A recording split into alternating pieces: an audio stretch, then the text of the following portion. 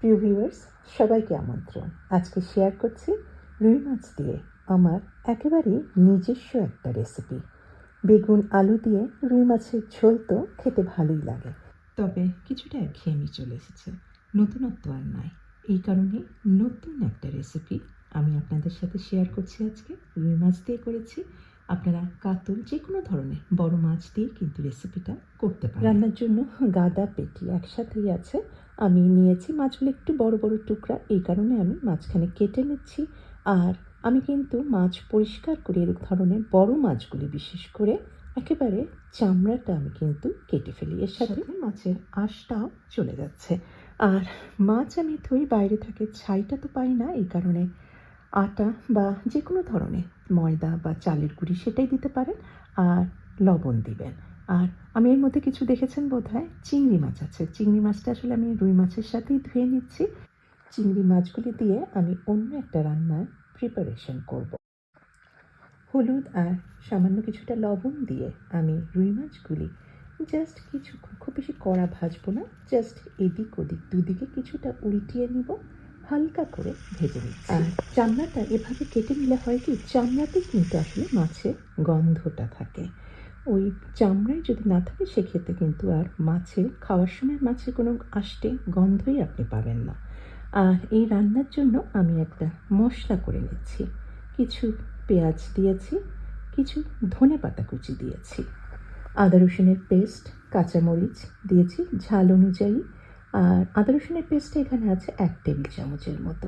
আর বেশ পরিমাণে দিয়েছি দই, ধরেন 1 কাপের মতো। 1 চা চামচ পরিমাণ দিয়েছি এটা সর্ষে গুঁড়া। তবে আপনার কাছে গুঁড়া সর্ষে না থাকলে আপনারা কিন্তু ধরেন কাঁচামরিচ আর একটুখানি লবণ দিয়ে আধা চামচ বা 1 চা চামচের মতো সর্ষে বেটে নিতে পারেন। তবে খেয়াল রাখবেন সর্ষেটা যেন নতুন হয়, অর্থাৎ খুব বেশি যেন পুরনো না হয়। পুরনো সর্ষে হলে কিন্তু আপনি কাঁচামরিচ আর লবণ দিয়ে বাটার পরেও কিন্তু সর্ষে দিলে সেই সর্ষে দেখবেন যে তিতা হয়ে আছে।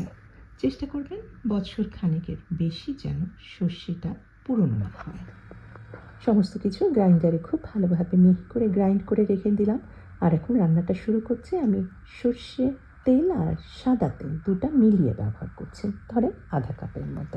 তেলটা এখন হালকা গরম আছে, এর মধ্যে আমি কিছু গরম মশলা, কয়েকটা ছোটো এলাচ আর তেজপাতা দিয়ে দিয়েছি।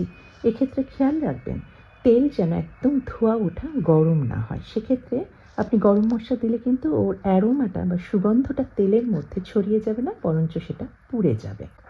একটু হালকা আছে নাড়তে নাড়তে দিয়ে দিলাম শাহি জিরা, আধা চা চামচেরও কম। 3-4টার মতো শুকনা লাল মরিচ দিয়ে দিয়েছি, আর দিয়ে দিলাম দইয়ের মিশ্রণটা। আর 3-4টার মতো দিয়েছি গোটা গোলমরিচ। এখন এই গ্রেভিটা একটু কষিয়ে নিতে হবে। কিছুক্ষণ কষিয়ে নিয়ে দিয়ে দিলাম জিরা গুঁড়া, আর তারপরে হালকা ভেজে নেওয়া রুই মাছের টুকরাগুলি, আর কিছুটা ছড়িয়ে দিয়েছি গোটা কালো জিরা। কালো জিরার একটা সুগন্ধ থাকবে। কয়েকটা কাঁচামরিচ দিয়েছি মাঝখানে বিচিটা ফেলে দিয়ে, যাতে সুগন্ধে ভরে যায় এই রুই মাছের রান্নাটা। আর পানির পরিমাণটা এটা আপনাদের ইচ্ছার উপর নির্ভর করছে। আপনারা যদি একটু বেশি পরিমাণে ঝোল রাখতে চান পানির পরিমাণটা বাড়িয়ে দিবেন। আমি একটু মাখা মাখা করেছি।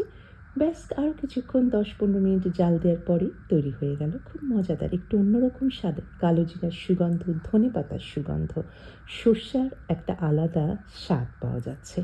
একটু অন্য ধরনের মজাদার এই দই সর্ষে রুই মাছের ঝোলটা অবশ্যই করতে পারেন। সবার কাছে আমার তো মনে হয় ভালোই লাগবে। আজকে এই পর্যন্তই। সবাই ভালো থাকবে।